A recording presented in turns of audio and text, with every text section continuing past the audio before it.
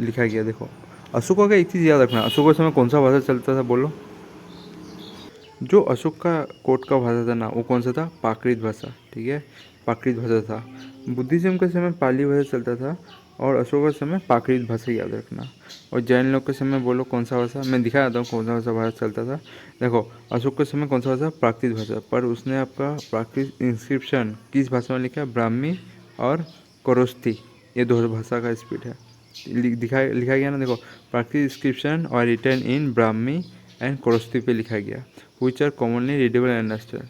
मतलब याद रखना अशोक का जो इंस्क्रिप्शन लिखा गया है वो ब्राह्मी में लिखा गया है, और नहीं तो आपको ऑप्शन में ये नहीं मिलने से कोरोस्ती में लिखा गया है, ये आपको याद रखना है। ठीक है, पर उसके कोर्ट में कौन सा भाषा चलता था? प्राकृत भाषा। ठीक है, और बुद्धिस्ट लोग जो बोलता था ना, बुद्धिस्ट लोग बोलता था आपका कौन सा भाषा में? पाली भाषा में बोलता था। ठीक है, और उन लोग का स्क्रिप्ट जो लिखा गया था जिसका नाम था जकट्टा, वो भी रिटर्न किया गया था पाली में। तो याद रखना है आप लोग को। ठीक है, और आपका देख सकते हो जो जैन था, जैन आपका कौन सा भाषा में बोलता था? प्राकृत भाषा में। तो मौर्य और ये लोग जो बोलता था प्राकृत भाषा बोलता था, पर मौर्य का स्क्रिप्ट लिखा गया था कौन सा भाषा में? कोस्तोरी और आपका भामनी, ये दो भाषा में लिखा गया था।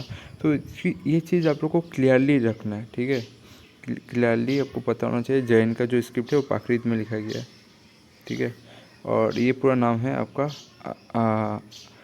अर्धमा अर्धमा गांधी, अर्धमा गांधी प्राकृत। ठीक है, इस भाषा में लिखा गया है। तो आप लोग को ऐसी चीज़ क्लियर होना चाहिए कौन सा भाषा किस कोड में होता है। जैसे जैन का भाषा प्राकृत है और मौर्य का भाषा भी प्राकृत है, पर बुद्धिज्म का भाषा कौन सा है?